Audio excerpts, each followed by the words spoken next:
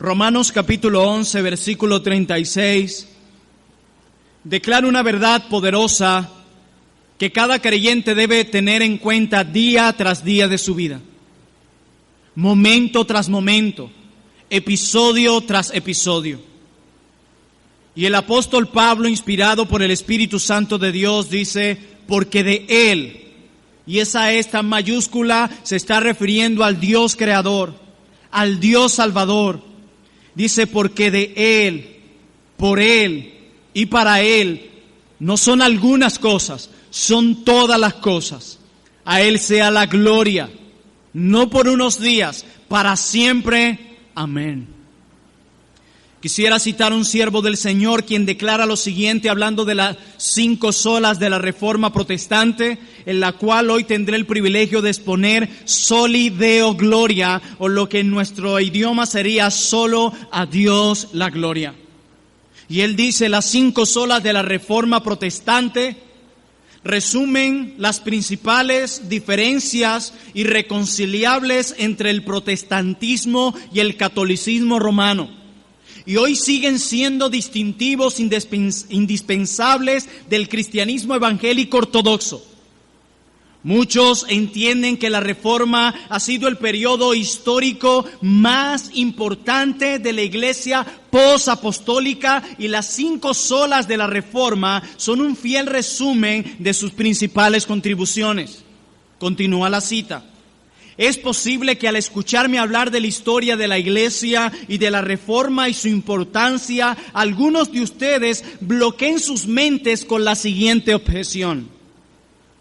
No me interesa lo que dijo Lutero. No me interesa lo que dijo Calvino, ni ningún hombre. Tal vez algunos de ustedes levanten dicha objeción en sus mentes. Y algunos dirán, a mí que me hablen de la Biblia. A lo cual yo respondo, bien, excelente. Eso es lo que queremos escuchar. Y eso mismo, esas palabras de que solo queremos escuchar la Biblia, eso mismo es un reflejo del efecto de la Reforma en usted. Pues fueron los reformadores que más enfatizaron este mismo punto. Por eso las 5 solas de la Reforma comienzan con sola Escritura, solamente la Escritura. Hace 500 años la Escritura no era leída. El público no tenía acceso a ella cada domingo. El centro era la misa. Pero gracias a Dios, usar estos hombres, hoy nosotros podemos predicar la Biblia en nuestro idioma, leerla en nuestro idioma y entenderla por medio del poder del Espíritu Santo. Continúo. Además, afirmo y estoy seguro que los demás pastores o hermanos están de acuerdo con lo que voy a decir. No estamos aquí para resaltar doctrinas antiguas por ser antiguas. La antigüedad, mis amados hermanos, también está llena de mucho error, para los que no lo saben. Ni recibimos como infalible, y escúchenme bien esto, ni recibimos como infalible ninguna enseñanza de hombre, no importa cómo se llame o cuántos aplausos haya recibido de los hombres. Solo y únicamente nos valemos de las enseñanzas de otros hombres de Dios del pasado mientras nos apunten a las verdades de las Sagradas Escrituras. Si lo que ellos hablen, por muy bonito y creíble sea, no apunta a la Biblia y solo a la Biblia, debe ser rechazado. Siempre he dicho que es muy importante saber la fuente de dónde sacamos nuestras posturas. Siempre he dicho que es muy importante ver la fuente de donde los creyentes sacan lo que sacan. Si tu fuente no es la Escritura, yo debo rechazarla. Puede servirme como un elemento histórico y ya. Y cuando ese elemento histórico no concuerda con la Biblia, hasta ahí llegó. El enunciado Soli Deo Gloria, o solo a Dios la gloria, establece que todo lo que el creyente hace ha de dar gloria solo y únicamente a Dios. y que la motivación fundamental de todo lo que el creyente hace es dar gloria a Dios. Desde cepillarse los dientes hasta predicar el evangelio, desde comer arepas hasta visitar a los enfermos, desde ver televisión hasta plantar una iglesia, todo ha de hacerse para darle la gloria a Dios y motivados fundamentalmente por ver a Dios glorificado. Y cuando hablamos de la gloria de Dios o de la importancia de dar gloria a Dios, la pregunta que viene a nuestras mentes es, ¿qué es la gloria de Dios? Alguien decía que no debemos ver la gloria de Dios como un microscopio. En un microscopio ves algo muy pequeño, al mirar lo ves grande. No, debemos verlo como con un telescopio, donde vemos algo inmensamente grande a través de nuestros ojos pequeños. Y alguien definió la gloria de Dios de la siguiente manera: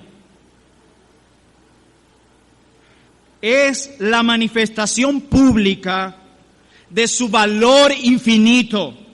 Dios es infinitamente santo y valioso. Su gloria es lo que Él ha decidido revelar en su infinito valor. Y quiero decirles que Dios toma muy en serio dar a conocer su gloria. Muy en serio. Acompáñenme al Salmo 19, por favor.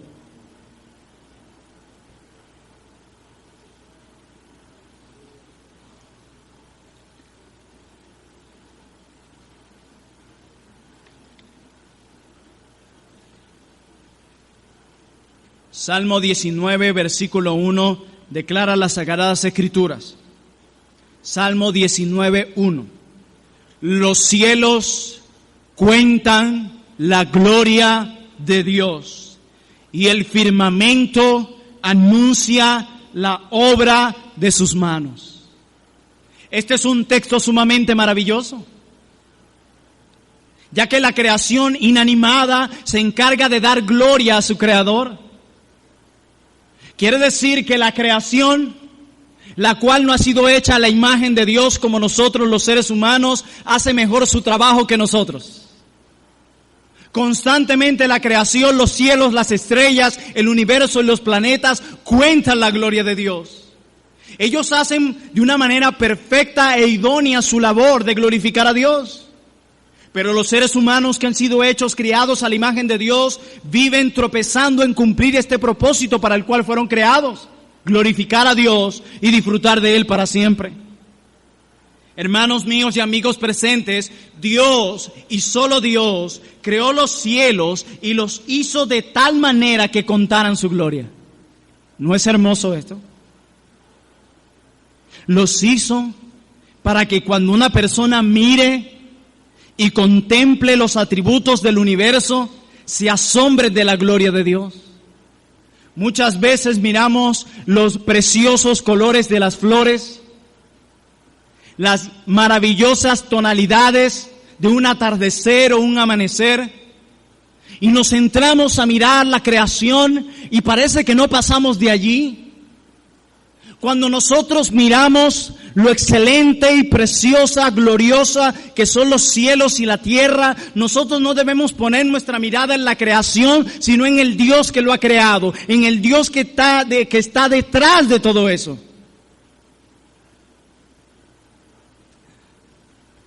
Yo a lo largo de los años siempre tenía temor de montarme en un avión. Tengo una madre que nos ha inculcado un temor más de la cuenta.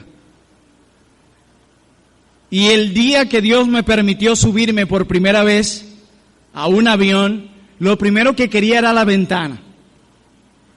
Porque quería ver cómo se ve eso desde allá arriba. Y cuando lo hice era un atardecer. Y fue impresionante, extremadamente hermoso. Pero mi corazón latía y era como si quería hablar y decir: ¡wow! ¡Qué grandioso es Él! ¡Qué grande es el Creador! Cuando miro los cielos, como dice el canto, la luna y las estrellas, dice el Salmo. Me pregunto qué es el hombre. Qué glorioso es el Santo Dios, el creador de los cielos, el diseñador por excelencia. Una creatividad perfecta e infinita la que tiene nuestro Dios. ¿Han mirado los lirios y las flores?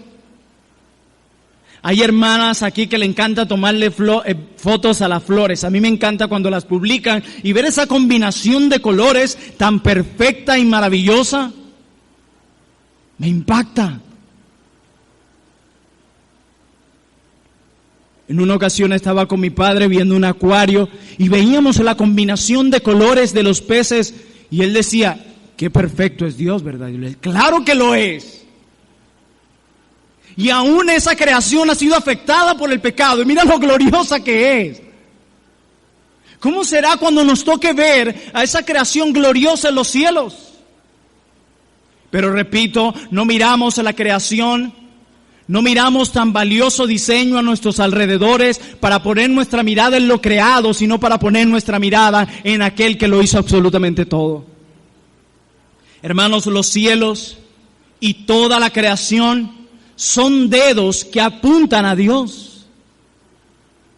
Pero el hombre lamentablemente se enfoca en el dedo y no mira hacia dónde apunta. Hoy no ven cómo se adora a la madre naturaleza.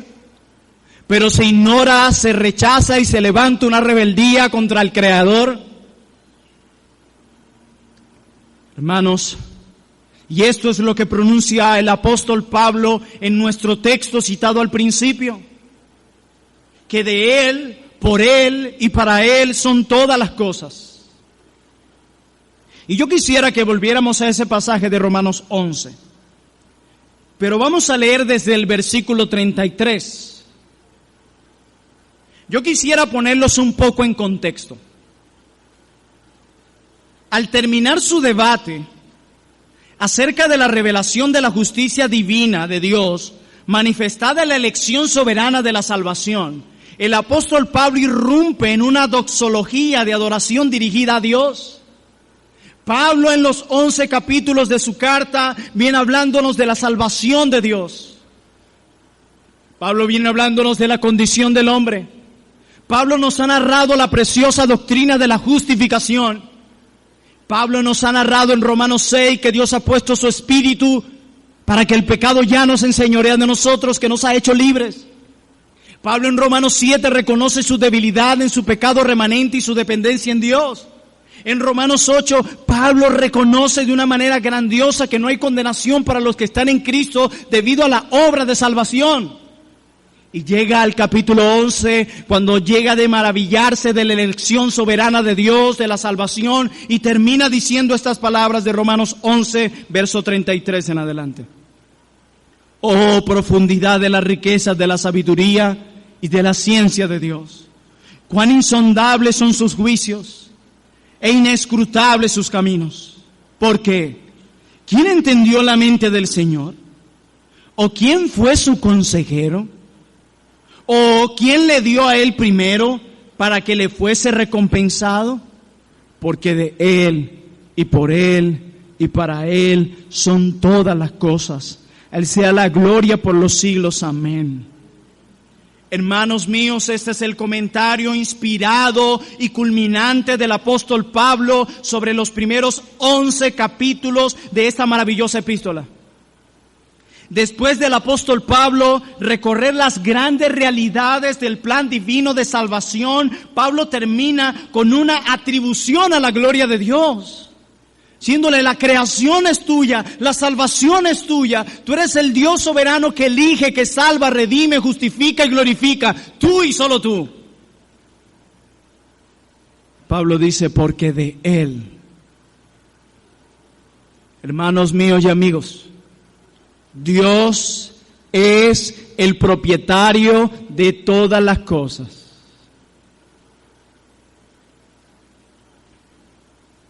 Tu vida, tu alma, tu cuerpo, tu casa, el sol, la luna, las estrellas, el aire que respiras, todo es propiedad de Dios. Tú y yo solo somos mayordomos, quienes daremos cuenta un día de lo que hemos hecho con los recursos que Dios nos ha dado. Todo es de Él, todo le pertenece, la vida, la creación, la salvación, todo le pertenece a Dios. David, el salmista, reconoció esta verdad en el Salmo 24:1 cuando declaró: del Señor es la tierra y todo lo que hay en ella, el mundo y los que en él habitan. Todo le pertenece. El hombre no ha creado nada de la nada. Aquella ilustración del hombre que decía: voy a crear algo, porque yo también puedo ser creador. Y empieza a tomar del barro para crear algo y Dios le dice: no, haz tu propio barro, que ese lo hice yo. Todo es de Dios, todo. Y Él hizo todo de la nada porque Él es Dios y nadie pudo haberlo creado porque Él es el creador. Él es Dios. Hermanos, todo le pertenece a nuestro bondadoso, poderoso, eterno y soberano Dios. El reformador Juan Calvino dijo: el apóstol Pablo concluye diciendo que esta es la causa por la que nuestro ser se debe a su gloria. Y Juan Calvino pregunta: ¿no sería algo desrazonable que las criaturas por Él creadas y sostenidas por Él tendiesen hacia otro fin que el de exaltar su gloria? Es desrazonable que si Él nos ha creado, Él nos sostiene, nosotros tomemos otra dirección. Pero Pablo dice: porque de Él y por Él. Hermanos míos, todo es por Él. Todo ha sido hecho por Dios y todo es sostenido por Dios. Esto es increíble. Esto acaba con la teoría de que la idea del reloj, de que Dios puso un reloj a funcionar y lo dejó bajo sus propias leyes, creando la creación, dándole espalda y yéndose y dejándola que funcione como mejor le parezca. No, Él ha creado todas las cosas y Él sostiene todas las cosas. La soberanía de Dios no es limitada, es absoluta, absoluta. Acompáñenme al Evangelio de Juan. Evangelio según Juan.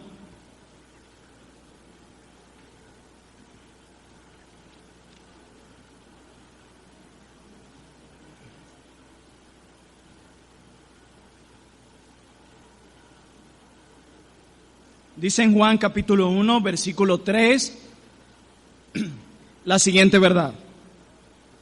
Todas las cosas, nótense bien esas palabras, todas las cosas. Y allí, en griego, todas las cosas son todas las cosas. Dice: todas las cosas por Él fueron hechas. Y sin Él, nada, subráyenlo, nada de lo que ha sido hecho fue hecho, sin Él. Ahora acompáñeme a la carta a los Hebreos. Carta a los Hebreos.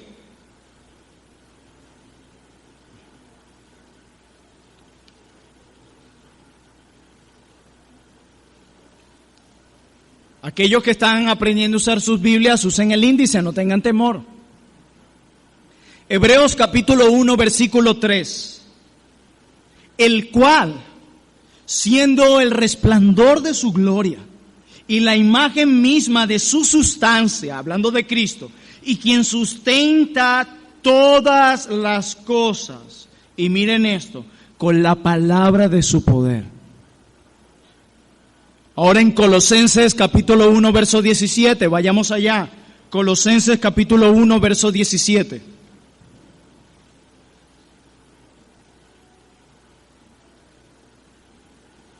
Dice la palabra de Dios: y Él es antes de todas las cosas, y todas las cosas en Él subsisten.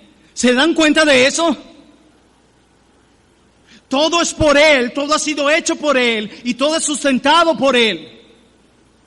Esas son las palabras en la doxología del apóstol Pablo, luego de ver a un Dios que salva soberanamente y poderosamente. Pero también dice Pablo, y para Él. Todo es para Él. Todo ha sido creado por medio de Él y para Él. Son las palabras de Pablo cuando dice, porque en Él fueron creadas todas las cosas, las que hay en los cielos y las que hay en la tierra, visibles e invisibles. Sean tronos, sean dominios, sean principados, sean potestades. Todo fue creado por medio de Él y para Él, para atribuirle gloria a su Creador, al dador de ella, al que la sostiene. Hermanos míos y amigos, Dios es la causa primera, eficiente y final de todo. Ese es Dios. Sus insondables caminos van más allá de la habilidad humana de investigación, más allá del conocimiento humano, más allá del consejo del hombre y de la capacidad humana de sacrificarse. Todas las cosas provienen de Él y por medio de Él. Yo quiero que tú entiendas eso. Te debes a un Creador poderoso, soberano y eterno, a un Dios que existe.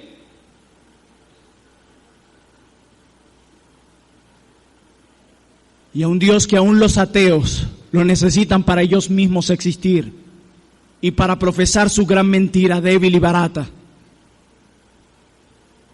Por tanto, como todo es de Él, como todo es para Él y como todo viene de Él, a Él sea la gloria, no por un tiempo, por los siglos, por la eternidad, para siempre. Y Pablo cierra con un amén. Hermanos míos, Dios es el único digno de ser magnificado. Dios. El Dios Todopoderoso merece toda la alabanza de sus criaturas. Pero en el contexto del apóstol Pablo, quien ha mirado en 11 capítulos la elección soberana, la poderosa salvación, la obra de Dios por medio de su Espíritu, como Pablo también lo menciona en capítulos anteriores, quien vino a circuncidar el corazón. Pablo dice, no solamente la vida ha sido dada por Él, la vida humana, sino la vida espiritual. Porque Él ha levantado a muertos espirituales sumergidos en sus delitos y pecados para darles vida por medio del sacrificio de su Hijo y el poder de su Espíritu Santo.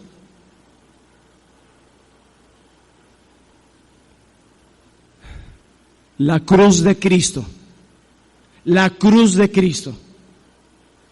puso de manifiesto un aspecto de la gloria de Dios que el universo no había podido mostrar. A pesar de que los cielos cuentan la gloria de Dios, hay algo que ellos no podían mostrar.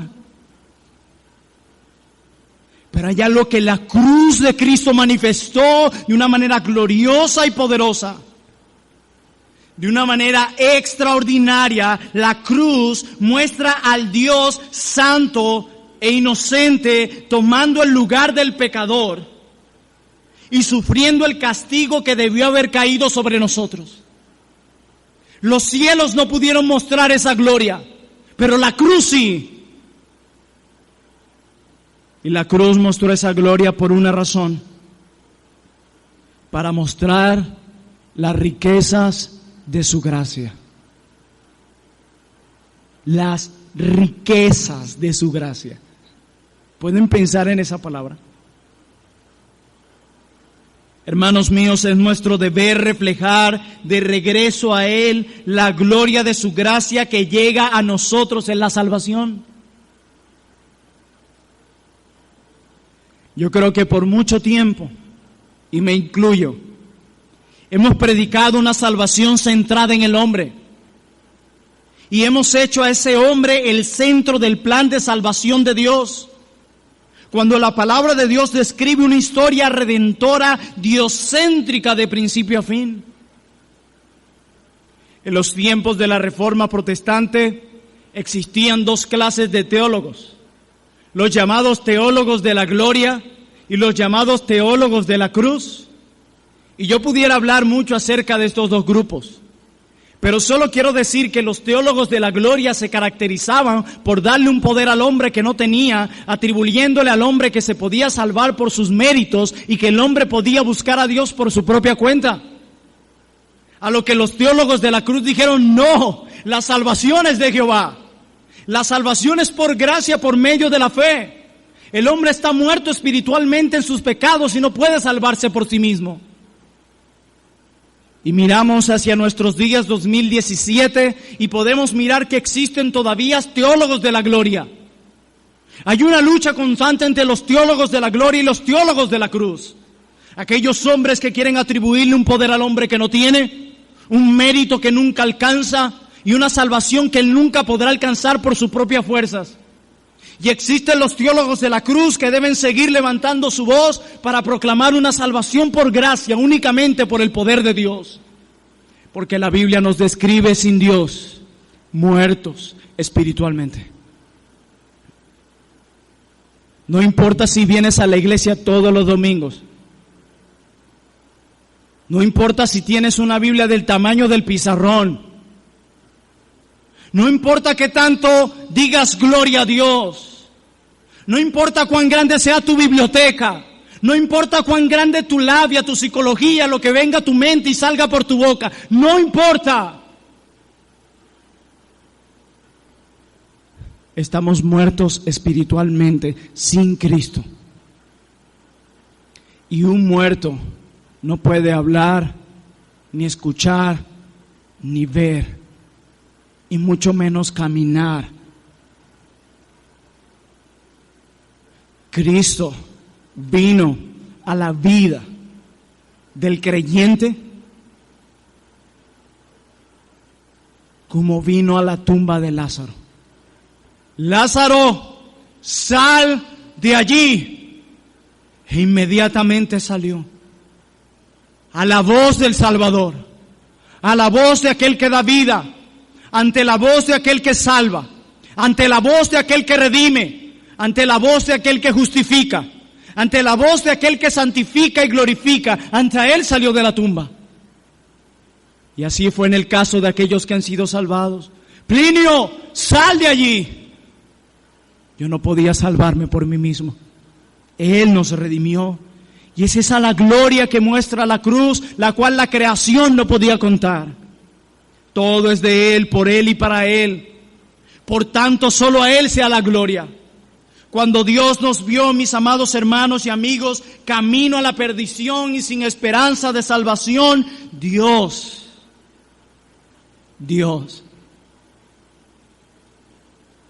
intervino en la historia humana de una manera que ninguno de nosotros hubiésemos hecho.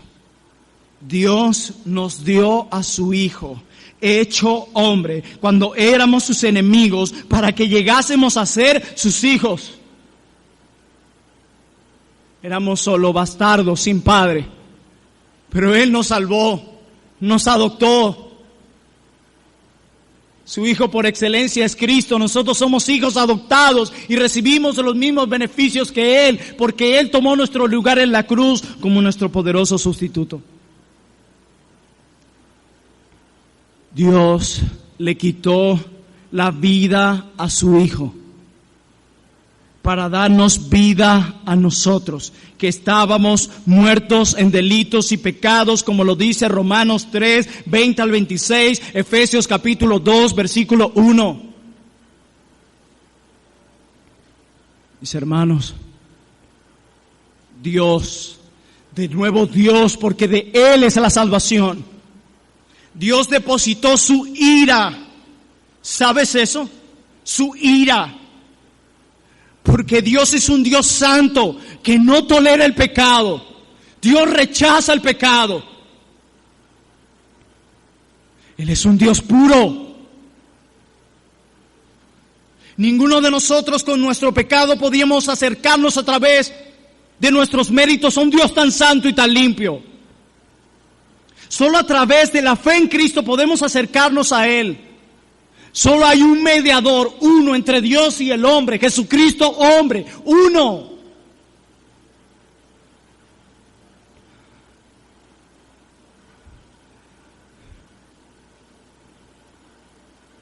eso es inconcebible ver a llamados cristianos que juegan con el pecado como si no le hubiese costado a nadie. Y algunos solo prueban un poco. Si hago esto, no creo que me hará tanto mal. Alguien lo ilustraba de la siguiente manera: imagínate que estás en casa y tu madre ha hecho unos brownies a los cuales le ha colocado dentro de ellos estiércol y te llama: hijo mío, ven a comer este brownie. ¿Y qué tiene, mamá? Bueno, aparte del chocolate tiene un poquitico de estiércol. ¿Y cuál es la parte que lo tiene para comerme la otra? No, lo mezclé en la masa. No, yo no lo comeré, pero si es solo un poco. Con el pecado no se juega ni un poco ni mucho, porque le costó la vida a la segunda persona de la Trinidad, a quien te mostró gran amor en la cruz. Cuando te sientas tentado a pecar, piensa que le costó a la persona que te ama y que te ha amado eternamente. Dios depositó su ira sobre su propio Hijo. ¿Entiendes eso? Tú nunca harías eso con tu hijo, pero Él depositó su ira sobre su propio Hijo para darnos su gracia. A su Hijo aplicó su justicia para poder aplicarnos a nosotros misericordia. ¿Entiendes eso? Eso es gracia y amor. Eso es amor. Eso es amor. Eso es verdadero amor. Eso es amor sacrificial. La cruz de Cristo nos muestra lo que verdaderamente es el amor. No ese amor que hemos visto en las series de Hollywood o en las películas de Hollywood. No, eso no es amor. Eso es egoísmo, capricho y orgullo disfrazado de amor. No, eso en la cruz, eso es amor. Y eso es lo que muchos no están dispuestos a hacer. Dar tu propia vida por aquellos que aman. Y lo más glorioso de esto es que aquellos que aman no son dignos de ser amados. Son solo pecadores, merecedores del castigo, por deshonrar a Dios, por rebelarse contra Él y tomar sus propios caminos. Pero a pesar de eso, por eso Pablo dice en Efesios, pero Dios. Cada vez que vea un pero Dios en la Biblia, deténgase. Deténgase.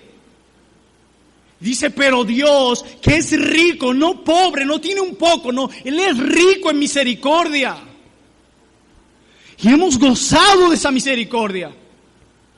No solo el día que venimos a Él abandonando nuestros pecados y confiando en Él, sino hasta el día de hoy.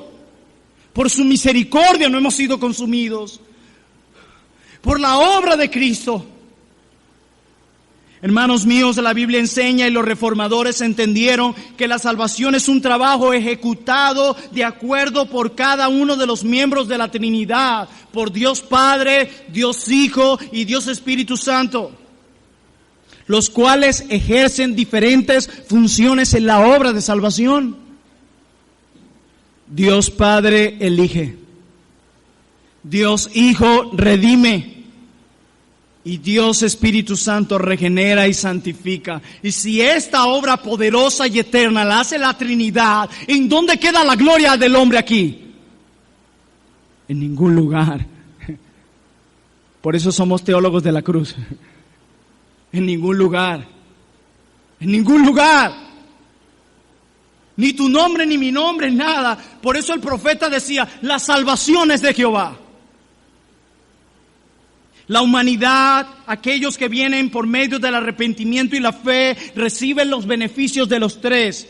Dios es el dador y el ser humano es el receptor. El Padre elige en la eternidad pasada. El Hijo nos redime en la cruz eliminando la pena del pecado. Y el Espíritu Santo va debilitando el poder del pecado en nosotros. ¡Qué obra tan gloriosa! Desde la eternidad hasta la eternidad. Porque a los que antes conoció, y la expresión allí no es de conocer, de que Dios tuvo algo que aprender, no. La expresión allí en griego es una expresión de amor, de afecto. A los que antes amó, a los que siempre ha amado, justificó, llamó, justificó y glorificó. ¿Y vieron esa palabra? Glorificó. No se dice glorificará, glorificó. Eso nos da la certeza que Él lo hará. Y eso tumba al piso la doctrina débil de la salvación temporal. No, es eterna, porque la llevó a cabo un Dios eterno, desde la eternidad y para la eternidad. Un siervo del Señor decía: nuestra teología confesional frecuentemente está centrada en Dios. Escuchen bien, nuestra teología confesional frecuentemente está centrada en Dios, pero nuestra teología funcional, práctica, está centrada en el ser humano. Sigue la cita. En otras palabras, hacemos las cosas y decimos gloria a Dios. ¿Lo han escuchado? ¿Es tan común en nuestros días? Y decimos gloria a Dios, pero en nuestro interior las cosas que hacemos, las hacemos con la intención de que alguien las reconozca. Y si ese reconocimiento no ocurre, nos sentimos mal, porque en definitiva lo que hicimos, lo hicimos confesionalmente para la gloria de Dios, pero funcionalmente para nuestra propia gloria. Ay, que no me saludaron, que no me cantaron cumpleaños, que no me dieron besito, que no me dieron agua, que no me regalaron a mí. Alguien les llamaba a los cristianos de chocolate, un poquito de sol y se derriten. ¿Qué tocará cuando nos toque vivir situaciones peores? Cuando nos pongan un arma en la cabeza para negar nuestra fe, o una espada en nuestro cuello. Si por cosas menores y tontas nos dolemos y vivimos llorando todos los días por ello. ¿Qué nos espera? Confesionalmente, gloria a Dios, pero funcionalmente, y no hay aplauso para mí.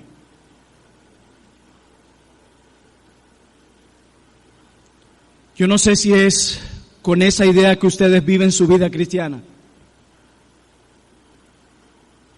Si cada vez, como dice Pablo en 1 Corintios 10, así sea que comas o bebas, hacerlo todo para la gloria de Dios.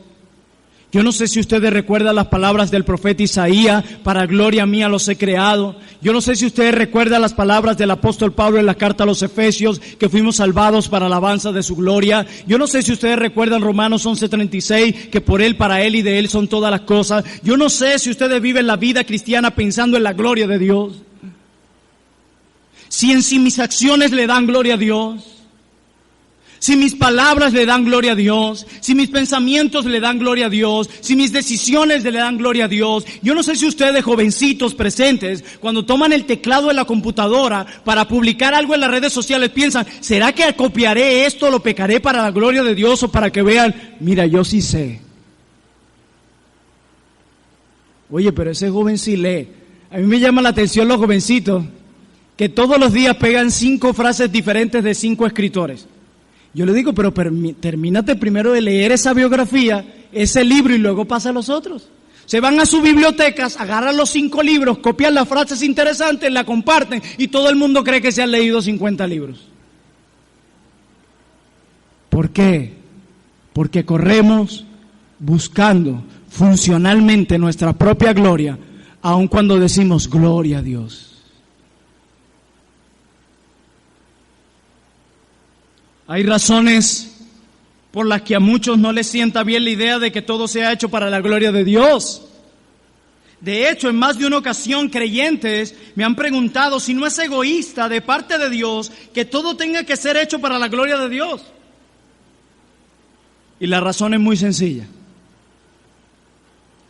Nosotros pensamos que Dios es tal cual como nosotros. Siempre. Hacemos una evaluación de todo como si Dios tuviera que pensar o actuar como nosotros lo hacemos. Error. Por un lado, nosotros hacemos algo y lo hacemos exclusivamente pensando en nosotros. En el caso de Dios, cada vez que Él se glorifica, el ser humano es beneficiado. Qué interesante. Nosotros hacemos algo pensando en nosotros. Dios se glorifica y nosotros nos beneficiamos. Ejemplo. Dios se glorificó en la creación y nosotros recibimos el beneficio de ser creados. Dios se glorificó en la salvación de los perdidos y nosotros fuimos redimidos. Dios se glorifica en el matrimonio y el hombre recibe una ayuda idónea. Dios se glorifica en la procreación y los ganados del hombre crecen y esa misma persona recibe hijos que le traen gozo. Dios se glorifica en la sexualidad bíblica y el ser humano disfruta del placer santo. Hermanos, Dios está por él y por el hombre a la vez, en ese orden. Eso es lo que hace la diferencia entre nosotros que buscamos nuestro propio beneficio y el Dios que se glorifica y nosotros nos beneficiamos. Acompáñenme en la carta de Pablo a los Efesios para ir cerrando. Efesios capítulo 2.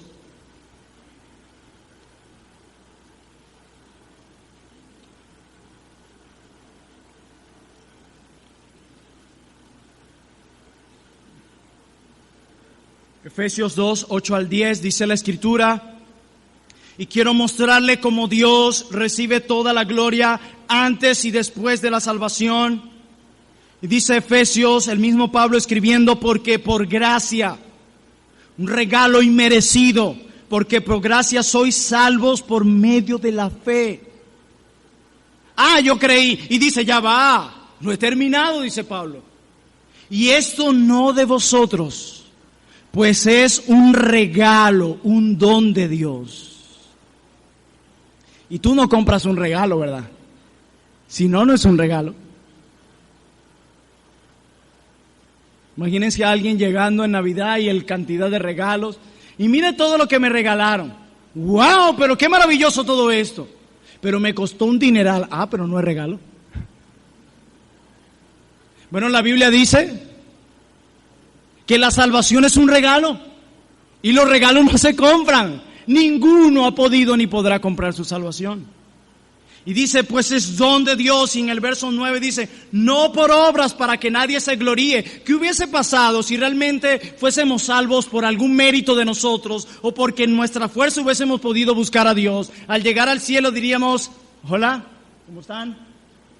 ¿Cómo llegaste aquí? ¿Por mis méritos? Así que espero recibir aplausos de lo que he hecho. Yo busqué a Dios. Es más, hice buenas cositas allá en la tierra y espero ser premiado por ellos. Pero Dios dice no por obras y nos da la razón para que nadie se gloríe. Nadie tendrá entrada al cielo diciendo yo vine aquí por mis propios méritos. Y el que lo diga llegó al lugar equivocado y será devuelto donde pertenece. Eso es el antes. El antes. Dice que Él salva. Tú dirás, bueno, pastor, pero yo de salvado, ya de creyente, en mis fuerzas y en mis deseos y en mi ímpetu y creatividad, he hecho buenas obras ahora como creyente, así que por lo menos de esta recibiré un fuerte aplauso. Ya va, dice Pablo, no he terminado. Versículo 10. Porque somos hechura suya, creados en Cristo Jesús, ¿para qué? Para buenas obras, las cuales Dios preparó de antemano para que anduviésemos en ellas. Ni de vuestra obediencia deben gloriarse. Es que yo soy más espiritual que mi hermano aquel. Sí, bueno, gracias a Dios que fue Él el que te hizo así. Así que calladito se ve más bonito. Por eso es que Pablo le escribe a los Corintios y le dice, ¿qué tienes que no hayas recibido? ¿Acaso podemos jactarnos nosotros de algo? Y tú dirás, bueno, yo soy pastor y el Señor ha traído muchas ovejas a mi iglesia. Amén, pero tampoco se jacte de ello, porque la Biblia dice que el Señor era quien añadía a la iglesia a los que había de ser salvos. Todo es de Dios. Soli Deo Gloria. Él nos ha creado para su gloria, Él nos salvó para su gloria, nos santifica para su gloria y es Dios quien glorifica para su gloria. Decía Juan Calvino, comprendemos que todos los pensamientos que tiendan a derribar su gloria son absurdos, desrazonables y hasta soberbios. Por eso el arminianismo es una completa soberbia. Completa. De hecho, ni el mismo arminianismo que profesa un libre albedrío y que el hombre puede buscar a Dios por sus fuerzas, ni ellos mismos lo creen. Porque cuando oran dicen, Señor mío, sálvalo, alcánzalo. Ya va, no entendí. ¿Es el hombre el que se salva o es Dios quien lo salva? El hombre puede, pero Señor, sálvalo, por favor. Trae convicción de pecado. Ni ellos mismos lo creen. Por eso fue que hace unos siglos el arminianismo fue catalogado como una herejía. Por eso mismo. Hermanos, la creación es del Señor, como también lo es la redención. Y es así como culmina Pablo luego de ver la obra de salvación y la elección soberana de Dios en Romanos. Hermanos, Dios nos creó cuando no tenía necesidad de nosotros. Y Dios nos salvó cuando podía habernos condenado ejerciendo su justicia. ¿Se dan cuenta de eso? En el camino fuimos receptores de la vida física que Él nos dio y de la vida espiritual que Él compró para nosotros. Después de ser salvos, continúa poniendo en nosotros tanto el querer como el hacer y nos preserva en el camino de la verdad. Por eso solo a Dios la gloria, solo a Dios la gloria. Y esto debe volverse una realidad en nosotros, no solo de manera confesional, sino de manera funcional. Quiero decir la siguiente ilustración. Después de la batalla de Agincourt, que fue ganada por Enrique V, se dice que este rey, luego de dicha victoria, él había pensado que esta victoria iba a traer grandes honores a él, también a sus soldados. Y él, llegando de la victoria, él tenía su esperanza de los aplausos y la gloria y la honra que vendría hacia él. Y queriendo reconocer la providencia divina en ella, en esta victoria, el rey Enrique V ordenó al capellán que diera lectura a un salmo de David. Y el buen capellán leyó nada más y nada menos que las palabras del Salmo 115, versículo 1. No a nosotros, oh Jehová, no a nosotros, sino a tu nombre da gloria. El rey bajó de su caballo e hizo lo mismo la caballería y todos a su tiempo. Desde el rey hasta el último soldado se postraron tocando sus rostros en el suelo y exclamaban, oh, ante la historia del amor del Salvador y su obra libertadora, ¿no nos postraremos delante de Él esta noche? Todas las huestes celestiales y terrenales claman, no a nosotros, oh Jehová, no a nosotros, sino a tu nombre da gloria. Dios llama, salva, justifica, santifica y glorifica. Y cuando Pablo vio esa gloriosa verdad, inspirado por el Espíritu, toma su pluma y escribe, porque de Él, para Él y de Él son todas las cosas por los siglos. Amén. Oremos.